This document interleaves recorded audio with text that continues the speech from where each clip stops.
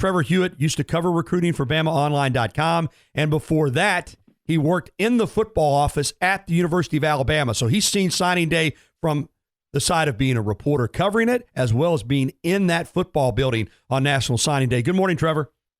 How you doing, Gary? Doing great. There's nothing like it. There's nothing like signing day, is there? I tell you what, man, Merry Recruiting Christmas.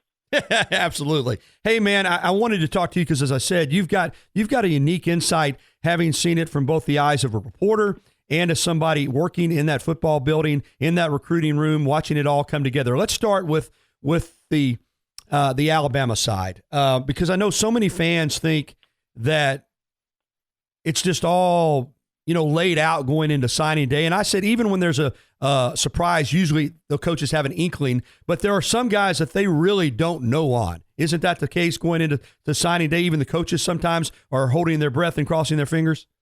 Oh, definitely. I mean, it's not all that uncommon of an occurrence. With Alabama, it's a little bit less, just because their classes have been so locked up going into signing day. Usually, but Rashawn Evans is a guy that comes to mind. Aubrey Solomon, who just committed to Michigan, is another guy that nobody really knew where these guys were going. So there is a degree of mystery with some guys heading into signing day. Having been on that staff and seen Nick Saban, these coaches work up close and personal. Let's start with Saban, because he's the constant. The assistant coaches kind of come and go, but Nick Saban came in here, put the blueprint together like he did at LSU. What makes him unique as a recruiter, in your opinion, Trevor, not just in terms of the success he's had, but the way he lays out a plan that other schools around the country copy? What is it about Nick Saban? Why does he get it, and why has he revolutionized recruiting when every coach at every school is trying to do the same thing, but it's been Saban that has kind of laid out that blueprint for success? Well, I think that there's obviously a combination of factors that make it, as successful as it's been. But with Saban, the big thing is obviously the attention to detail. There is nothing about these prospects that Nick Saban does not know, especially as we get into the stretch, in terms of relationship building, breaking them down from a recruiting standpoint on film. These guys are so well researched, and the recruiting assistants at Alabama, they do an incredible job. It feels like they've got a small army sometimes, but just the overall ability to gather information and understand who the decision makers are and target those people is what really separates, Nick Saban in Alabama from maybe some other programs. He's somebody that won't be outworked. Also, I think that's where you've really seen the impact in the state of Louisiana, is that, Alabama's really just out-recruited LSU for a lot of these big-time prospects over the last 6 or 7 years. You and I have had this conversation among ourselves about, it's one thing to get a highly rated class, and then the next year maybe even get a highly rated class. But usually, Trevor, and you've seen this, especially working for BOL, schools bog down a little bit because that success leads to other schools saying, well, hey, you don't want to go there because they've got this guy waiting at your position. He's only a redshirt freshman, or he's a sophomore. You're not going to get to play. And those kids usually listen to that. So, it's hard to put together a great class year after year. And that's what Saban's done on the verge of another top-rated recruiting class. How does Alabama do that? How do they convince other 5-stars in high school to come when they've got a roster packed full of 4 and 5 stars already? Well, I mean, I think really, Nick Saban can just point to his track record. I think that something that can never be denied about Nick Saban is he's going to play the best player. Right. It doesn't matter if it's an 18-year-old true freshman or if it's a fifth-year senior guy. We kind of saw it this year with, Cooper Bateman and Blake Barnett, and everybody else. And then all of a sudden you see this 18-year-old freshman get the shot and really take the reins with Jalen Hurts.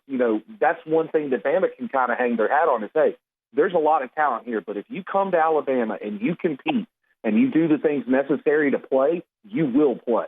And I think that's what's really separated Alabama is their willingness to play, true freshmen. Great point, because I guess at the end of the day, pardon me, guys want to play for championships and they want to get to the NFL. And Saban's got a track record of both, right? Oh, there's no doubt there. In terms of player development, getting guys to the league, nobody's doing it better, really. You got Nick Saban, you got Urban Meyer, and then you kind of got everybody else in that regard. But, the talent development, and also, once again, the promise of, hey, man, if you come in here and earn it, you're going to play. We're not worried about what year you are. And I think that's something that's a really big selling point for the Alabama staff. Visiting with Trevor Hewett here on the Bud Light Hotline, presented by Adams Beverages, talking recruiting. Trevor was in the football office at Alabama, then covered recruiting for BamaOnline.com. Speaking of your days as a recruiting reporter, I am guessing, even though I've never asked you this, that having worked in the football office at Alabama, that had to give you a huge advantage as a reporter, not only because you had a lot of contacts, clearly, but also just knowing how these kids think, knowing how the process works from inside the football building. Did you always feel like as a recruiting reporter that gave you an edge? Well, it was definitely something that didn't help. I mean, that didn't hurt. Obviously, some of those relationships, these are your friends. These are people that you have personal relationships with. So, it can kind of be a little awkward at points when you're trying to get information, but not trying to push too hard or betray anybody's trust. But that being said, I think that, my time working in the office with my transition in the media, it was being able to understand where the staff is at certain points, how they're handling certain recruits. You can kind of get a better idea of reading the tea leaves and seeing where things are going with the recruit just because of your experience inside. I know you still follow it very closely, even though you're not working in the business anymore. But when you're looking at this class this year, you got a guy like Najee Harris at running back, Tua Tagovailoa at quarterback, offensive linemen stacked on top of each other. But there is still, or at least appears to be, a hole at defensive line. Now, they got Isaiah Buggs out of junior college to enroll early, huge hit. Then yesterday picked up Fadarian Mathis. But then earlier, Aubrey Solomon announces from Michigan. Jerez Parks, I think, is about to announce any moment. Clearly, LeBron Ray is still out there. Maybe Kinlaw, a junior college player from Mississippi that most people think is going to South Carolina. Is that an area they still need to get another commitment or two to shore up as a defensive line? Do you see that as an area there's still a little bit of a hole in for this class?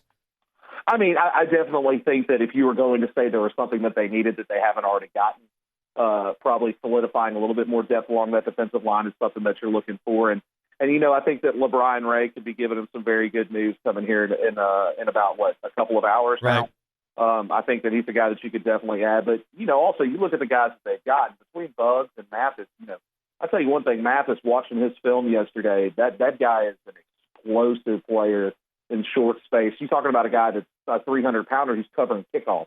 And on the highlight reel, he's got like 5 or 6 tackles covering kickoffs as a defensive lineman. So, while it might not be as impressive in terms of numbers of guys that they're getting the quality that they want, which is ultimately what you're looking for.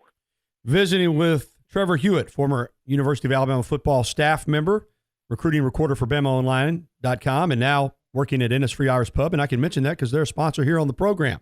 But hey, man, head to the free. Absolutely. He's seen recruiting from both sides. All right, I want to talk about in-state recruiting because when Saban got here, he kind of changed the roadmap a little bit, and Alabama immediately started recruiting nationally. They don't sign a lot of guys from in-state, but when they do, they're usually really top-tier players. A guy that I fell in love with when I watched him in the Alabama-Mississippi High School All-Star Game, also I'd seen some tape of him prior to that, is Henry Ruggs, the receiver out of Montgomery Lee. Only a couple years of football experience, tremendous basketball player, but, I mean, this guy's a jet. He's supposed to announce it at 10 a.m. between Alabama and Florida State. Florida State's made a nice push and has had him thinking about things. But how important is it when, and I hate to use the term cherry picking, but that's kind of what it is, that when you're the University of Alabama and you're only going to offer a certain number of in-state kids, how important is it that you get the best players from the state? And Henry Ruggs being one of those. How big a priority is that for Alabama when they say, hey, we're going to offer this in-state kid, we got to get him? Oh, well, I mean, I don't think there's any doubt there. You always want to make sure that you win your state every year. I think that's what makes you successful as a program. Obviously, Alabama's ability to go nationally and really compete at anywhere in this country for a prospect is something that's incredible. But you want to lock down your home state first. You don't want to see a guy like Bo Scarborough leaving your backyard. You don't want to be in the situation where LSU is right now, where they've lost, potentially 4 guys to the University of Alabama, and guys that were difference makers that they needed. So, while you want to get the best players across this country, you want to make sure that you lock down that 5-hour radius that Saban talks about around this campus, where you get the best players available within that area. Those aren't just the guys who are the most talented, but also the guys who are going to be program guys. These are guys that are going to buy in. They've grown up watching Alabama. They want to wear crimson. You know, I think Bradley Bozeman is a guy that I talk about a lot when it comes to this, is that a guy that not a very heralded guy, not a lot of guys talking about, but all that kid ever wanted was to play for Alabama and wear that crimson helmet. And you see how that affects a kid's development once he gets to Alabama. They understand the standard. They understand the tradition. And so that almost gives them a leg up on some of these guys that may be a little bit more talented than they are. Trevor, when you're a school like Alabama and you literally have guys lined up wanting to come and you can only sign a certain number, and I know the assistant coaches that recruit guys, you've seen this, you know, one guy's battling for his guy. Let's say you've got one spot for a defensive tackle. You got two defensive tackles that want to come. One assistant says, I want to take my guy. The other says, no, my guy's better. You know, you're trying to maybe, keep a lot of people on the hook to see what happens. Maybe you feel like, well, if we get this guy, we won't take this guy. But if we don't get guy number A, we want to get guy number B. It is a juggling act at times, isn't it? And you risk sometimes, if you play the cards wrong, you risk losing both guys. Talk about that, how much intrigue there is within the building and within that coaching staff trying to decide on who you're going to take. Well, I mean, I think that ultimately, in the end of the day, you know, it's Coach Saban's decision. In the end of the day, the buck stops there. So, there's guys fighting for guys. There's guys standing up on tables. But at the end of the day, Nick Saban's going to make the final decision. But when it comes to recruiting guys like that, where you've got a couple of guys that you're trying to evaluate, figure out which one you want, you know, there's cases of success and there's cases where it hasn't worked out. You know, you can think about when Alabama was recruiting Gunnar Keel, when they were recruiting Jameis Winston. You know, it was one of those things where they were recruiting both guys. And at a certain extent, you know, it worked to Alabama's disadvantage because, you know, these guys talk to each other. Well, here's what they're saying to me. Here's what they're saying there. So it can backfire a little bit at times. You know, ultimately it's about honesty with the recruits about where the board is and where they fit and how they're being recruited and let the things kind of shake out on their own. But, it can get heated. It can get heated. There's no doubt there. You know, there's some intense debate because you're talking about, you know, Alabama's recruiting the top, 300 players in the country. And there's realistically 25, 26 slots a year. So, you know, there's going to be some feelings that get hurt. There's no way around it. It's just a part of the game. So it's managing expectations, you know, with the recruits and understanding where they are and everything. And then continuing to evaluate and just being honest and on the forefront about that, I think is something that Bama's been successful with in the past. Trevor, another way that Saban's kind of changed the recruiting game is you and I both know this, even as recent maybe as 10, 15 years ago, a lot of head coaches didn't like to actively recruit. What I mean by that is they didn't like to go out and beat the bushes. They wanted their assistants to do that. They wanted to sit in their office, kind of close the deal when the kid came on campus. We saw a rule already changed about how much contact the head coach can have off campus with prospects because Saban was just, quite frankly, willing to outwork other coaches, and they didn't want to work that hard, so they got the rule changed. What is it about this guy, even at 65 years old, that if they would let him, he'd probably be out every day, just like an assistant coach on the road? I mean, the energy, the excitement toward recruiting that a lot of other head coaches don't seem to share. Now, more of them are doing it now because they have to, but it's kind of unique, isn't it? Oh, there's no doubt there. I mean, Nick Saban transcended recruiting in college football. I don't think that anybody can deny that. You know, obviously the Saban rules with recruiting and everything like that, but he forced everybody, even if, you know, you weren't a guy, even if you were a coach that was already on the road recruiting a lot as a head coach, you had to step your game up if you're going to go head up with Nick Saban and be successful. And the thing with Coach Saban is, you know, once again, he's probably one of the most type A human beings that I've ever, you know, had the fortune of being around, and that his focus is on two things: his family and Alabama football, and making both of those things the greatest things that they can be. And, you know, he understands that recruiting is the lifeblood of that. And not only through work, but through investment in his staff and in his support staff, you know, you see the fruits of those labors. You know, 10 years ago, nobody had a director of player personnel. Nobody had, you know, this army of recruiting assistants. And Alabama is who came in and changed the game. And that was obviously all at the vision of Nick Saban. So, I mean, it's a daunting task to really put together what they put together, but it's all about hard work and it's about grinding. And that's why you're in that building. You know, I used to tell guys when they would come work for the football team, hey, if this isn't what you want, if you just want to say you work for Alabama football, this probably isn't for you because it's about grinding in this room. You know, you got to live it, you know, and it's totally the truth. Is the fact that, you know, the vision of Nick Saban is something that is rolled down through every part of that building and through this fan base. And everyone understands that there's one voice, and that voice is Nick Saban. And so in the end of the day, you're going to do what you're told or you're not going to last very long. But it's really incredible to see how he has transcended recruiting and made it really a spectacle as opposed to what it used to be. All right, we got a situation here, Trevor, and I want to get your opinion before I turn you loose. Because I kind of know the background here, and you do too. Jerez Parks, the defensive end out of Florida, wants to come to Alabama. There's a lot of discussion among people that follow recruiting on whether or not Alabama can take him or will take him. He just announced that he is postponing his signing announcement, and the tweet says silence in the auditorium until later today. What's going on in a situation like that? Is he waiting to see if he can get a firm offer from Alabama, or is he just kind of reorganizing his thoughts? Maybe he wanted to commit to Alabama, and Alabama's not ready to take him. What happens in a situation like that? We saw it with the young man from Viger not too many years ago, who now plays with the Chargers that wound up going to Arkansas. His name escapes me. Yeah. What happened? What's going on in a situation like that?